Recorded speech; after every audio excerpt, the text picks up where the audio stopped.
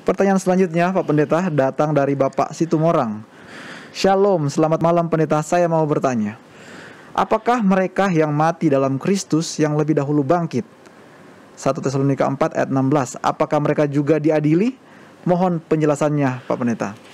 Kita bacakan, Pendeta, ayatnya 1 Tesalonika 4 ayatnya yang ke-16. Sebab pada waktu tanda diberi, yaitu pada waktu penghulu malaikat berseru dan sangkakala Allah berbunyi, maka Tuhan sendiri akan turun dari sorga, dan mereka yang mati dalam Kristus akan lebih dahulu bangkit. Demikian, Pak Pendeta. Terima kasih.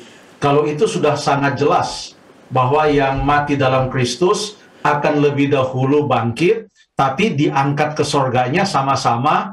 Karena ayat itu juga kalau dilanjutkan, sesudah itu kita yang hidup, yang masih tinggal, kita juga akan diangkat bersama-sama dengan mereka menyongsong Tuhan di angkasa. Jadi nggak ada yang duluan, sama-sama diangkat, tetapi mereka akan lebih dahulu bangkit, lalu kemudian kita sama-sama kita diubahkan dalam tubuh yang tidak dapat binasa, dan kita akan diangkat masuk ke dalam kerajaan sorga. Pertanyaannya adalah apakah mereka yang mati dalam Kristus, mereka juga itu diadili atau mereka juga menjalani pengadilan?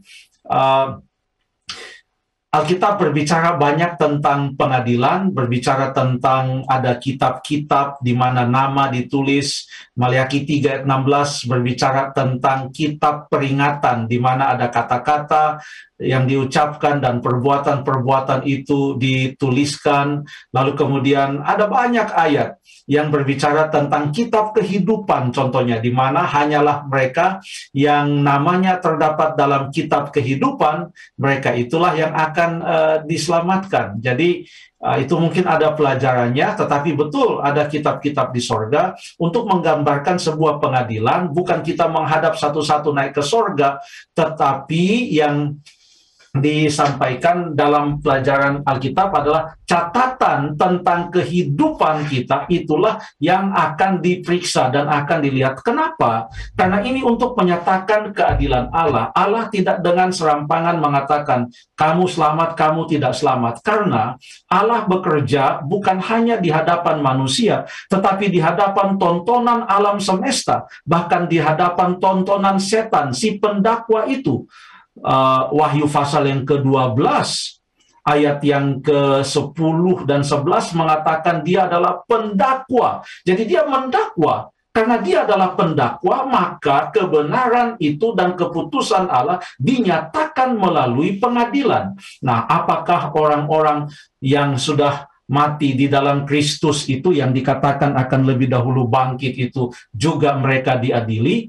Bukti bahwa seseorang itu diadili kalau memang ia adalah seorang yang dinyatakan setia dan Tuhan melihat bahwa ia layak untuk sorga, untuk hidup yang kekal. Alkitab mengatakan namanya akan ada tetap tertulis di dalam kitab kehidupan. Coba kita baca satu ayat yang ada di dalam Daniel pasal yang ke-12 ayat 1 sampai ayat yang kedua, yang mengatakan pada waktu itu juga akan muncul Mikael, pemimpin besar itu, yang akan mendampingi anak-anak bangsamu, dan akan ada suatu kesesakan yang besar. Ini berbicara tentang akhir zaman, seperti yang belum pernah terjadi sejak ada bangsa-bangsa sampai pada waktu itu. Tetapi pada waktu itu bangsamu akan terluput, yakni barang siapa, ya, barang siapa yang didapati namanya tertulis dalam kitab itu, ya, dalam kitab kehidupan itu. Dan banyak, jadi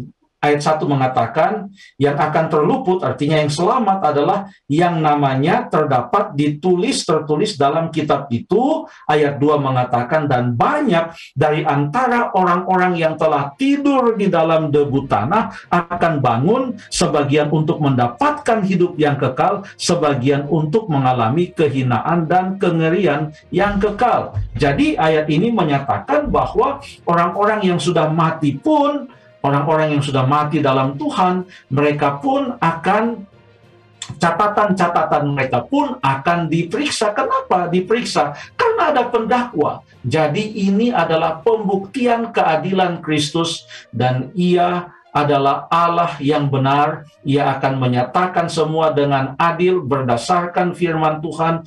Dia akan mengadili menurut Pengkhotbah 12 ayat 13 dan 14. Allah akan membawa setiap perbuatan ke pengadilan yang berlaku pada semua orang, entah itu baik, entah itu jahat, ya. Ayat 13 mengatakan, kesimpulan dari segala sesuatu adalah takutlah akan Allah dan berpeganglah pada perintah-perintahnya, karena itu adalah kewajiban setiap orang. Allah akan membawa ke pengadilan berdasarkan firman Tuhan. Jadi Tuhan adalah hakim yang adil. Dia akan mengadili, dan pengadilan itu sedang berlangsung. Kita sedang menunggu akhirnya, dan sebentar lagi Tuhan Yesus akan datang. Terima kasih.